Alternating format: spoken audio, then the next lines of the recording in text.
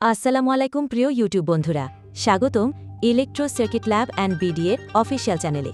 এখানে আমরা electronics, circuit এবং প্রযুক্তি নিয়ে শিখি, জানি আর একসাথে তৈরি করি নতুন কিছু।